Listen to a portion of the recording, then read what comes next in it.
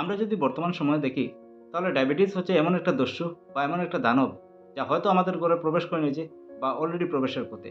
কারণ Lancet journal একটা তথ্য প্রকাশ করেছে, যে তথ্যটা খুব ভয়াবহ। According to Lancet journal, Bharat হচ্ছে ডায়াবেটিস ক্যাপিটাল। কারণ দিন দিন কিন্তু ভারতে মাত্রাতিরিক্ত হারে বাড়ছে সেই ডায়াবেটিসের সংখ্যা। তো আজকের এই ভিডিওতে আমি একদম ইজি ল্যাঙ্গুয়েজে ডায়াবেটিসটা আলোচনা করব, যাতে একটা বাচ্চাও সেই ডায়াবেটিস সম্বন্ধে বুঝতে পারে এবং সেটা প্রতিরোধ করতে পারে। তো চলুন ভিডিওটা শুরু করি। তো সবচেয়ে প্রথম প্রশ্ন হচ্ছে, হোয়াট ইজ ডায়াবেটিস বা হোয়াট ইজ ডায়াবেটিস মেলিটাস। তো ডায়াবেটিস, যেটাকে সাইন্টিফিক ল্যাঙ্গুয়েজে ডায়াবেটিস মেলিটাসও বলা হয়। তো ডায়াবেটিস হচ্ছে এমন একটা কন্ডিশন যেখানে রক্তে সুগারের মাত্রা বেড়ে যায়। এবার প্রশ্ন হলো, কেন আমাদের সেই ডায়াবেটিস হয় বা why we develop diabetes mellitus. একটা জিনিস বুঝতে হবে, আমাদের শরীরে একটা অর্গান আছে, যে অর্গানটার নাম হচ্ছে প্যানক্রিয়াস। আমরা হয়তো অনেকেই নাম শুনেছি প্যানক্রিয়াসের। তো সেই প্যানক্রিয়াস থেকে একটা হরমোন সিক্রেট হয়, যে হরমোনটার নাম হচ্ছে ইনসুলিন। এবার এই ইনসুলিনের কাজ কি? ইনসুলিনের কাজ হচ্ছে, যখনই আমরা কোনো সুগার বা গ্লুকোজ ইনটেক করে থাকি, অর্থাৎ খেয়ে থাকি, সেই গ্লুকোজকে এডিপোজ টিস্যু বা স্কেলেটাল মাসল এরকম জায়গায় সেটা পৌঁছে দেওয়া বা অ্যাবজর্ব করিয়ে দেওয়া। কিন্তু ডায়াবেটিস রোগীর ক্ষেত্রে এটা হয় না। কিন্তু প্রশ্ন হচ্ছে কেন? সেই কেন জানতে হলে আমাদের বুঝতে হবে ডায়াবেটিস কত প্রকার এবং কী কী। তো ডায়াবেটিস হচ্ছে টোটাল ৩ প্রকার। প্রথম হচ্ছে টাইপ 1 ডায়াবেটিস, ২ নম্বর হচ্ছে টাইপ 2 ডায়াবেটিস এবং ৩ নম্বর হচ্ছে জেস্টেশনাল ডায়াবেটিস। তাহলে চলুন প্রথম বুঝে নেই টাইপ 1 ডায়াবেটিস কোনটা। টাইপ 1 ডায়াবেটিসের বেলায় যে আমাদের প্যানক্রিয়াসের যে বিটা সেল আছে, যে সেলগুলো আমাদের ইনসুলিন সিক্রেট করবে, সেই বিটা সেলগুলো অটো ইমিউনিটির জন্য নষ্ট হয়ে যায় বা ডেস্ট্রয় হয়ে যায়। যার জন্য আমাদের শরীরে ইনসুলিন সিক্রেটই হয় না। আর যদি ইনসুলিন সিক্রেটই না হয়, তাহলে আমাদের শরীরে যে গ্লুকোজ বা সুগারগুলো জমছে, সেই সুগার বা গ্লুকোজকে কে নিয়ে যাবে এডিপোজ টিস্যু বা স্কেলেটাল মাসল। আল্টিমেটলি কি হলো?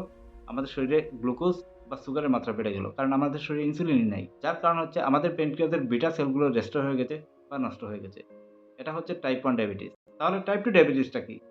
টাইপ 2 ডায়াবেটিসের ক্ষেত্রে আমাদের প্যানক্রিয়াস থেকে ইনসুলিন সিক্রেট তো হয়। কিন্তু সেই ইনসুলিনগুলো যে এডিপোজ টিস্যু বা স্কেলেটাল মাসলে গিয়ে আমাদের গ্লুকোজ বা সুগারকে যে অ্যাবজর্ব করাবে, সেই ইনসুলিনটা অ্যাবজর্বই হয় না। অর্থাৎ আমরা বলতে পারি আমাদের শরীরটা ইনসুলিন রেজিস্ট্যান্ট হয়ে গেছে। অর্থাৎ আমাদের শরীরে ইনসুলিন আছে ঠিক, কিন্তু সেই ইনসুলিনগুলো কোনো কাজেই লাগছে না। কারণ বডির সেলগুলো বা এডিপোজ টিস্যুর সেলগুলো আমাদের ইনসুলিনকে অ্যাকসেপ্টই করছে না বা অ্যাবজর্ব করাতে পারছে না। সেটাই হচ্ছে টাইপ 2 ডায়াবেটিস। আর ৩ নম্বর হচ্ছে জেস্টেশনাল ডায়াবেটিস। অর্থাৎ প্রেগন্যান্সি অবস্থায় বা গর্ভাবস্থায় যদি কোনো মহিলার ডায়াবেটিস হয়ে থাকে, সেই কন্ডিশনটা হচ্ছে জেস্টেশনাল ডায়াবেটিস। তো জেস্টেশনাল ডায়াবেটিস যদি একজন মহিলার হয়ে যায়, তাহলে অনেক কমপ্লিকেশন হতে পারে। যেমন লো বার্থ ওয়েট বেবি বা আর্লি বার্থ, এরকম বিভিন্ন কমপ্লিকেশন হতে পারে। তাহলে সহজ ভাষায় আমরা কি বুঝলাম? রক্তে যদি সুগারের মাত্রা বেশি থাকে, সেই কন্ডিশনটাই হচ্ছে ডায়াবেটিস। যদি আমাদের প্যানক্রিয়াস থেকে ইনসুলিন সিক্রেট না হয়, তবে সেটা হচ্ছে টাইপ 1 ডায়াবেটিস। আর আমাদের প্যানক্রিয়াস থেকে ইনসুলিন সিক্রেট হচ্ছে, কিন্তু আমাদের বডি সেটা অ্যাবজর্ব করতে পারছে না। সেই কন্ডিশনটা কি? Type 2 diabetes. সাধারণত মানুষের মধ্যে টাইপ 2 ডায়াবেটিসটাই হয়ে থাকে। আর প্রেগন্যান্সি অবস্থায় যদি ডায়াবেটিস হয়ে থাকে, সেটা হচ্ছে জেস্টেশনাল ডায়াবেটিস। তো টোটাল এই ৩ টাইপের ডায়াবেটিস। তো যখন আমাদের টাইপ 2 ডায়াবেটিস হয়ে থাকে, তখন জেনারেলি আমাদের ডক্টর মেডিসিন দিয়ে থাকেন। এবং যখন আমাদের টাইপ 1 ডায়াবেটিস হয়, অর্থাৎ আমাদের শরীরে ইনসুলিন প্রডিউস হচ্ছে না, সেই ক্ষেত্রে আমাদের ডক্টর ইনসুলিন দেন। তো প্রশ্ন আসতে পারে, ডায়াবেটিস কার কার হতে পারে? ভারত উপমহাদেশে যারাই বসবাস করে না কেন, সবার কিন্তু ডায়াবেটিস হওয়ার আশঙ্কাটা খুব বেশি। তো প্রশ্ন আসতে পারে, এমন কি করলে আমাদের ডায়াবেটিস হওয়ার চান্সেসটা কম বা আমাদের ডায়াবেটিসটা হবে না? সেই ক্ষেত্রে একটা জিনিস বুঝতে হবে, আমরা যত বেশি ফ্রুটস, যত বেশি ভেজিটেবল খাবো, যত বেশি হেলদি ফুড খাবো, তত বেশি কিন্তু আমাদের বডির ইমিউন সিস্টেমটা ভালো থাকবে, আমাদের বডির সব অর্গানগুলো ভালো থাকবে। তো সেই বেলায় খাওয়া-দাওয়ার প্রতি খুব বেশি সচেতন হতে হবে, খুব বেশি হেলদি ফুড খেতে হবে। সুষম আহার বা ডায়েট ফুড কিন্তু আমরা মেইনটেইন করতে হবে বা খেতে হবে। ফাস্ট ফুড যত বেশি সম্ভব এভয়েড করতে হবে। সাথে হালকা এক্সারসাইজ করাও কিন্তু খুব আবশ্যক। এখন প্রশ্ন হচ্ছে, ডায়াবেটিসের লক্ষণগুলো কী, কী? তো প্রথমত হচ্ছে দৃষ্টিশক্তি কমে যাওয়া, বারবার প্রস্রাব করা, তৃষ্ণা মেটে না, সারাক্ষণ খিদে পাওয়া, ক্লান্তি অনুভব, কেটে গেলে কোনো জায়গায় সারতে চায় না, ওজন কমে যাওয়া এবং পায়ের পাতায় সমস্যা হওয়া। এইসব লক্ষণগুলি আপনি যদি দেখতে পান, তাহলে কি করবেন? অবশ্যই ডক্টরের সাথে পরামর্শ করবেন।